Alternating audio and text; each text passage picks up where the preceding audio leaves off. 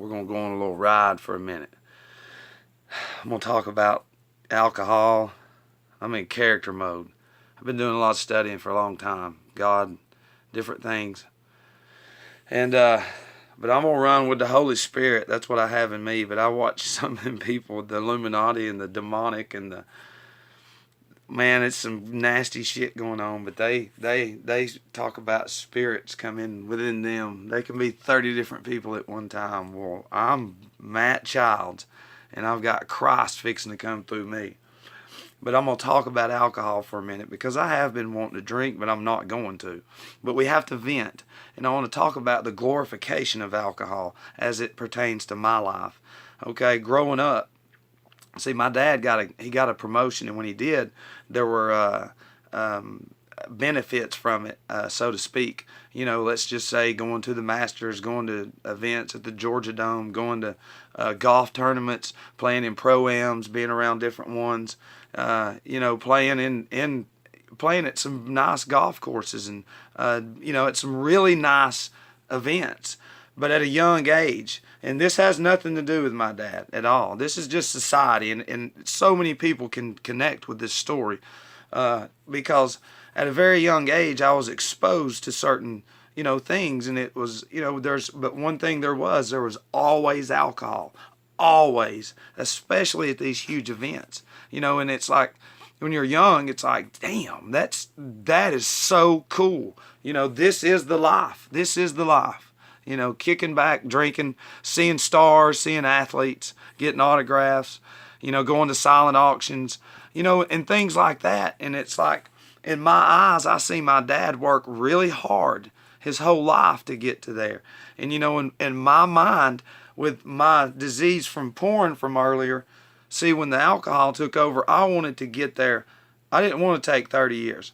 I didn't want to. I wanted it overnight. And then that's, you know, when eventually the drug dealing and all that came around. But, you know, going back to I mean, it's glorified. Everywhere we go, it's glorified.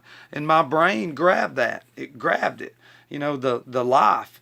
But, you know, as years progressed, you know, and the bar scenes like that came along, me and my homies, you know who you are.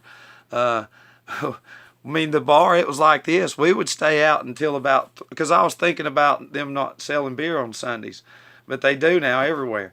But we would go out to the clubs and stay, you know, until 3 in the morning to the clubs all night long, selling pills and everything else.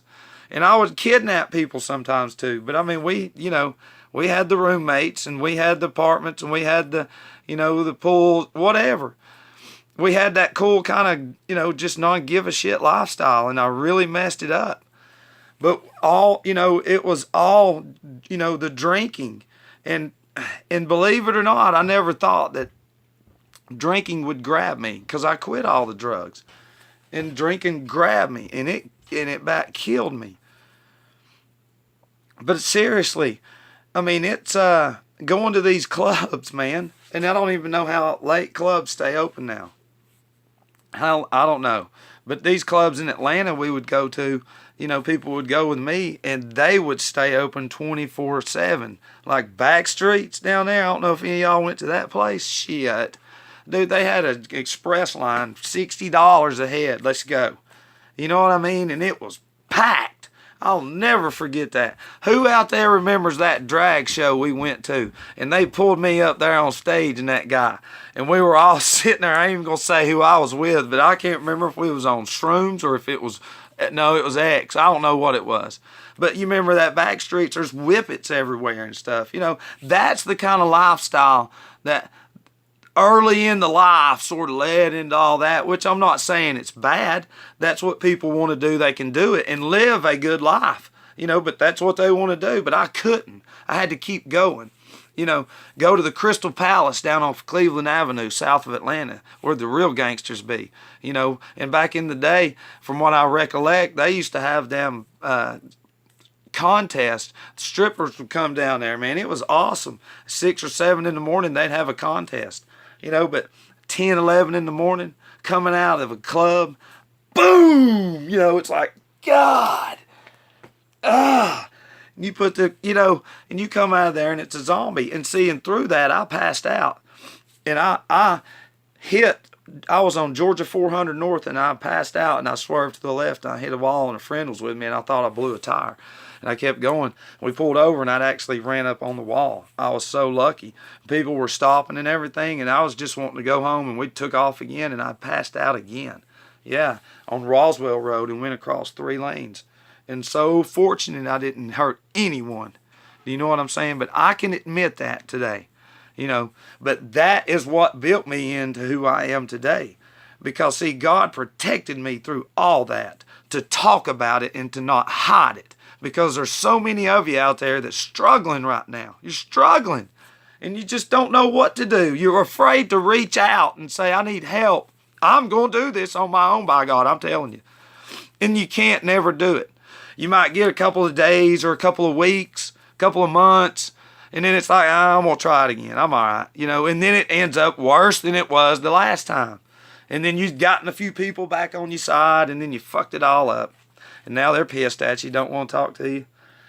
And then it's very easy to go back to the drinking like I would do all the time. Because I was wanting it my way. And it'll never be my way. And that's why the failure for me kept happening. And I always went back to what I always knew, because that's what I always knew. I never was armed about the facts about myself, about before I take that first drink. And that's why I'm talking about this now, because, on the way home I look over and you just look and it's everywhere. And man, that devil is coming at me right now. And he's just like everywhere I look, and through people and through everything. He's trying through my daughter. There's, and it's sad, and he ain't gonna shake me. And seeing there's a few people out there, they're like, man, I wish that son of a bitch would just drink and just shut the fuck up. But I'm not. I'm not going nowhere. I ain't going nowhere but up. Because see, and that's the thing. Rarely have we seen a person fail who has thoroughly followed our path. I made that a meeting one day. I said, what does that mean? I'll never forget it. My boy Paul was like, that's a great topic. I ain't heard one like that in months. But it's like, that means if I thoroughly do this program, and I thoroughly research myself, and I do the inventory, and I'm willing to listen and willing to learn, and I'm willing to be open-minded, willing to try things that are humiliating, because it's what it's going to be. You're going to have to cry. You're going to have to get on your knees and beg for mercy, because it's coming. Death is coming, and it will kill you. And you've got to not worry about what anybody thinks and keep fighting. But I wanted to share that because, that's just how it is. I don't have that choice. I can be around it. I don't mind it. I don't mind whoever drinks. Mel can drink from time to time. That's fine. But my passion is to not drink for me. And I know what success takes, but everybody is afraid of it. Why are people afraid of success? Not reaching out is being afraid of success, because I'm stuck. I can't fight over that hump. I can, I start climbing up that hump and then I just fall right back. And I'm talking about people that are struggling, because you might hear, damn, just, because people don't understand. They just don't. And the way this news has got people geared now, they're just angry and shit, and then they see you and you're struggling, and then they just blast you. And they have no empathy for you, because they're already disturbed from some stupid lie and bullshit that's on TV, and it's on all them stupid fucking stations, all of them. Every last one of them. They're all tied in together, because I have reached out to all of them, by God, and they don't want to hear about my story, because they don't give a shit about us. I'm telling you, are like, please, I wish this guy would relapse. He never relapsed. What happened? Y'all said he would. The stats are saying he would relapse. The numbers say that he does not have a chance at what he's doing. Oh, but they didn't hear about this guy called Jesus. Jesus, they say in the South.